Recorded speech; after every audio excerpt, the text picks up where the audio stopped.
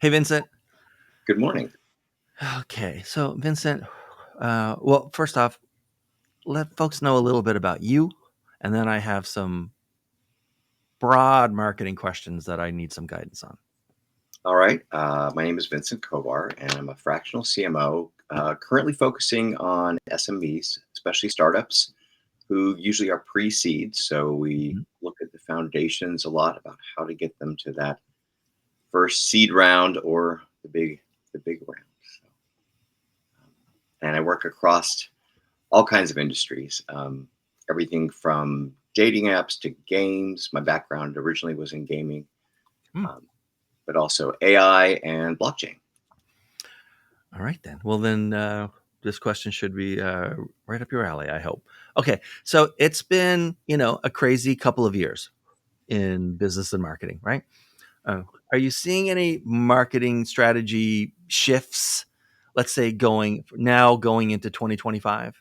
Like, what's sort of the big moving blocks or pieces that companies are talking about and dealing with now as they go into the next 12 months? I think we've gone through a couple years of just enthusiasm. Yeah. So we hit blockchain, and everything was all about blockchain for a moment, and then that kind of had its winter. And we're doing the same thing with AI. Hmm. I think, especially Gen AI. We were all very excited to be able to type in something, and something would come out. And we were so excited that I think a lot of us were not paying attention as much as we should have been as to what we got out. Was it something we actually wanted, or were Hmm. we just so delighted to see it happen? So I think in both fields, we're really seeing a shift in marketing, especially towards back to the foundations. We're really seeing like what is the blockchain for without all the enthusiasm and hype and kind of going back to the boring business. And it turns out the blockchain is great for things like recording financial transactions or securing the Internet of Things or supply chain management, stuff that wasn't doesn't sound so exciting, but is actually really foundational to all of Yeah. business. I heard, I talked to a CTO in Ireland last year, and he said blockchain's really coming into its own. This was about 12 months ago. He said, but for most of its existence so far, it's been a solution looking for a problem. Yes, we were. I think there was. We were just so excited about it. It did these things, and there was Mhm. a lot of money being made. Unfortunately, about 90% of that kind of fell back to earth. And so we're really seeing exciting things, but they're not exciting on the surface. They don't make great articles and Right. headlines. Um, the same thing with AI. We see all these headlines about we don't understand AI. It's a black box, and it's very frightening. Um, but if we look back at the 1930s, we saw almost exactly the same thing with recorded music. Everyone was like, Mhm. the robots are coming to take your job. Uh, And obviously, we survived the 1930s and went forward merrily from there. So with AI, the big shift in marketing I see is insights. It's Mhm. less about what Gen AI pumps out, whether it be copy or art or what have you, but really what it tells us. It's able to analyze vast amounts of numbers that just a human brain can't really do. Right. So less about what's in the company that's going to go out and more about what's outside the company that's coming in, like metrics and data. And Definitely metrics and yeah. data. And I think one of the things we're going to see in marketing especially is where those two things intersect, where blockchain and AI start meeting up. Because right Mm. now, a lot of our metric measurements are not great for Right. blockchain. And as we shift to the semantic web and it becomes more machine readable, we're going to see AI being able to say what is happening in the world much more accurately than it does now. Mm. I hope, knock on wood. Oh, okay. Then, like, it's been like a weird couple of years, right? 2025. No one knows what it's gonna look like. But how have you seen sort of like the certainly the economy? Like, how's it been affecting the companies that you're working with and the companies you're talking to? How's it been affecting their marketing, like budgets or their priorities even? Well, I work with a lot of startups or early phase companies, and what I'm seeing is that a lot of them were so focused on building a product. They're very excited about their idea that they're skipping some of the foundational steps. I think what we call Mm, marketing, and really under that umbrella right. is product marketing, growth marketing. It kind of gets, we make up all these terms to really describe a core function. So we're ending up bringing a product to market that hasn't really found its fit. I see that happen frequently. So there's this sudden urge. Usually, it comes up in communities online where people say, "We need marketing." And I always want to say, "Well, what do you mean by that? What are you saying you need growth? Are you saying you need insights? Are you need product development?" Right. So that's a big one, and I see a lot of companies. Marketing is often probably right after HR in terms of the one that gets the budgets cut and the people cut, which I think is not just personally, but I think it as a business choice is a big mistake, um, because it's essentially shutting one eye when you're looking at the market. Maybe you Yeah. need both eyes. So they're like, we need to survive this storm, but we're not going to look at it. Um, so that's I think unfortunate, and I see people, startup founders, and even larger corporate, enterprise entities, that lack of understanding about what marketing is and what it can do for you, conflating it with sales, which I think is a great function that has its own purpose, um, but really taking away its advisory role uh, really hampers a lot of companies. So I'm seeing, hopefully, again, knocking on wood, that companies will really kind of start saying, "Oh, we need this information. We need to be able to talk to our AI and ask the right questions." Um, because it really is. I mean, any data scientist will tell you AI is a great tool, but you have to know what questions to ask it. I call AI the drunken genie. It's very enthusiastic about giving you whatever you ask for, but it may make things up entirely, or who knows what it may do. Fair enough. Okay. So you're talking to a lot of companies, right? Mhm. And I don't know how much you talk with other marketers. Most marketers that I know are in like online groups and stuff with other. Here's my scenario. Imagine that a friend of yours comes to you and says, "Hey Vincent, so my kid graduated from college, wants to be in marketing, and just got their first job as like the most junior person in a marketing team." You're on the other end of that, right? Mhm. So the other end of that sort of like, ladder. So, do you have any advice for my first job in marketing kid about how to sort of, conduct themselves or plan or just aim in the right direction over the next couple of decades in their career? Looking at jobs, just on if you scan LinkedIn Yeah. and you choose the people that maybe you think are most successful, what I'm seeing is that the average job tenure is about a year and 4 months to Right. a year and 10 months. I'm It, not seeing, unless they get promoted within the same company, yeah. but I'm not seeing people stick around. And that's actually really encouraging, not just for the marketers coming in, but for the companies themselves. Because each one of those shifts indicates a strong learning curve, a skill upgrade. There's something that's happening there that actually makes somebody more desirable. I wish companies were more invested in developing people internally. Even shifting them between departments, I think, can be really valuable. But for that kid starting out, I would say think like a VC or an investor. Mhm. And when you're doing a pitch deck, uh, the plan right now is you plan your exit slide first. It may not be first, it may not even be in the final deck, but you need to know what your plan is. And I think that is the most important advice. Are you going to grow here? Is there a growth path? Or are you here to gather some skills, some portfolio pieces, add value? You always want to add value to any employer and then exit. And if so, where are you exiting to? Well, Because there are so many branches of marketing to choose from. now you've spurred a question that I hadn't thought about asking. Imagine that you're not like in your very first job, just starting out, right, in marketing, but you're, somewhere above that. Could be anywhere, mid-level, high level, right?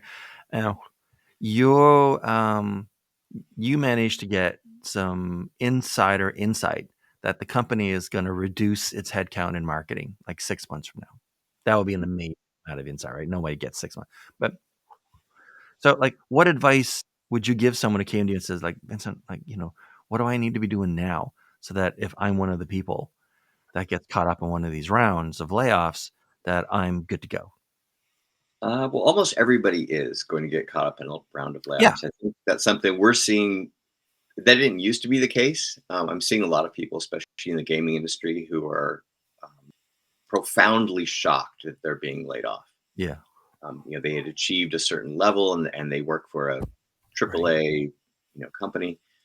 So I think the thing is to be prepared for that shock, even if it does not happen, and then to make that exit plan. And we're being told a lot of conflicting advice. Large companies. I live almost literally between Microsoft and Amazon, Mm. and they tell you in the interviews, they ask you, what did you specifically contribute? We want your particular metrics. Don't start Mhm. with we. Say I. And then conversely, everybody says you must be a team player and collaborate. Yeah. And so it's being prepared for that, building a portfolio constantly. And even if you stay, are deeply entrenched with a company, being able to go into a meeting and say, here's my contribution, even if that is, here's my team's contribution, here's the roles we all played. Um, Being able to do that, to show value at every moment, uh, to be really ready. And even if that value is we're 75% done, almost project management talk of this, and that's how much we project this to outcome. Um, again, going back to the startups and those pitch decks, what is your TAM? What is your Yeah. revenue? Show me a chart. And I think a lot of companies want to see that. So that's something I would recommend. If somebody is worried about layoffs, um, make yourself a pitch deck. I think Reid Hoffman has a great book called The Startup of You, and be prepared to make yourself a startup. Do you think, uh, in your conversations and working with clients and so on, are there any industries where if someone said like, "Hey, I want to stay in kind of the same, marketing role, but I'm willing to change industries." Are there any industries that are like you think are hot or are getting hotter now I that think someone could look consumer at? packaged goods Yeah. are going to be surprisingly hot. The tech field, I think, is having it's Mm. still having its romance with AI. They think they can get rid of everybody and Hmm. replace everybody with. And the issue that we're going to come around with is really the easiest people to replace are many of the executives, and so we're going to see startups who are Right. very very lean. So I think that's going to be a big. We're going to see startups across industries coming out and being able to produce faster without these big cumbersome silos and departments that we see at enterprise level companies. That makes sense. Um, okay, so given all that, do you think there are any like common mistakes that companies are making right now, or things they should stop doing as we sort of look into 2025? Like guys, like this is not going to work out, or this is too expensive for what you typically get these days, or this is not going to last, and so maybe like stop doing X. Right? Are there any common mistakes you're seeing across industries or across companies? Yeah, well, my a lot of my background is in gaming, and Hmm. when I enter early talks with a company, I'm seeing some things happening, especially in blockchain gaming, over and over, where I find that the communities hit about 35,000 to 40,000 and stop growing. I didn't know there was a magic number for that. I, So you that's know, I, cool. I it's anecdotal and it's Right. completely just based on my observation, so I Typically, could be wrong, but I an keep invisible seeing. threshold seems to exist, though. And what I think is that we're failing to jump the gap in many industries. Hmm. We want to go forward so fast, we want to grow that we don't think about, is it sustainable growth? Is it profitable growth?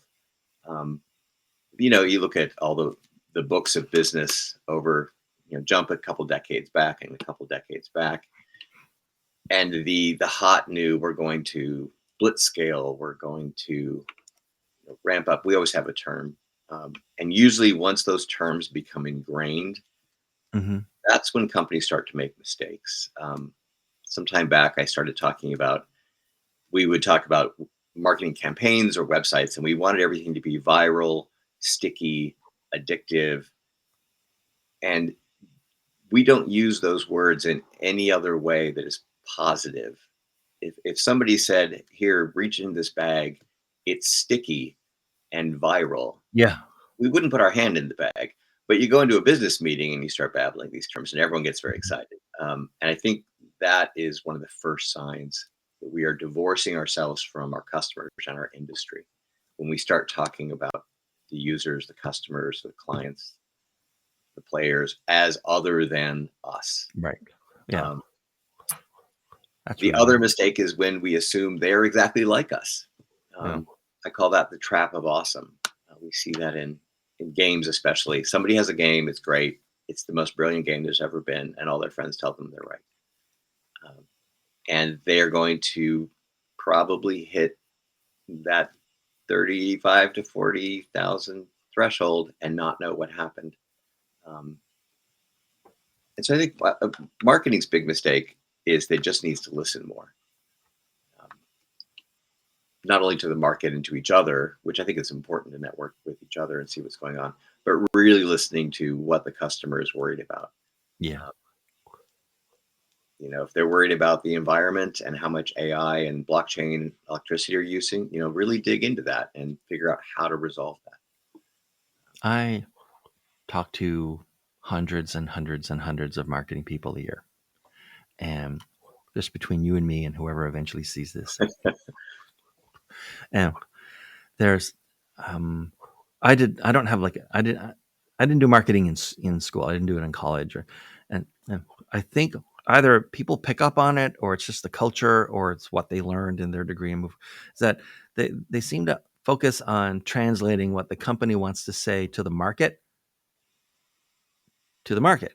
but they don't seem to put any emphasis on translating what the market says back into the company in a way that so like everyone will understand it with a common terminology.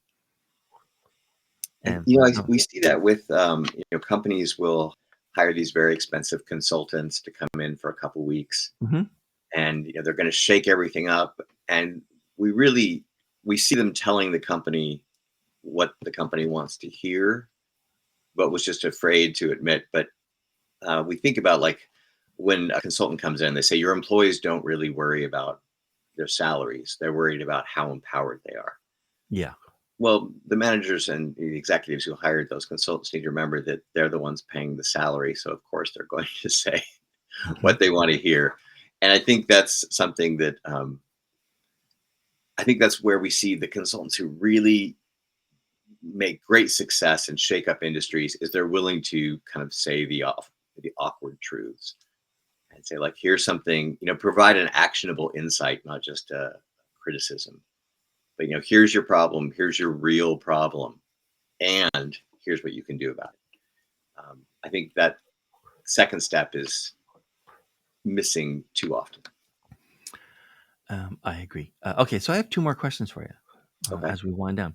One, is there anything that you've come across or you've seen or are using any kind of tool, strategy, communication channel, platform? Is there anything that you think is underrated and that companies should look at or use that they Um, most aren't? yeah, narrow I think, is being underused. Much of the AI that is out there is really just an API to one of the other existing models. Hmm. Um, we're seeing that flatlining. There's a great website called there's an AI for that.com, Hmm. all one word. And we saw it go from 3,000 uh, applications to 7 to 12. And now it's kind of flatlining out because everyone's, kind of done all the easy ones. Right. And so where I see some of the AI, there's a product called Akio, Akkio, and How do you what it spell that? Sorry. AKK, two Ks, Okay. IO. Okay. Um, it's almost like Power BI met AI. We'll probably see Power BI adopt this. It's very narrow. It doesn't tell you the weather. It doesn't unless you put weather into it. Mhm. It takes your data, which is great because now you're not pumping your data into who Mhm. knows where. And by narrowing it down, it really allows us to focus on what our data is telling us versus what the world's data is telling the world. Because we don't really always need to know the world. So I think that's one of the exciting things that we're going to see that will jump that gap into healthcare. Um, Unfortunately, I think a lot of healthcare companies have already adopted AI in a way that our healthcare data, apparently, rumor has it, has just been pumped into models, Mm. which is, Great. I know it's a very dark Great. rumor. I don't know if it's true or not. Hopefully not. But there is, we have a lot of, there's the FERPA, the Educational Records Protection Act. There's HIPAA. There's Mhm. GDPR.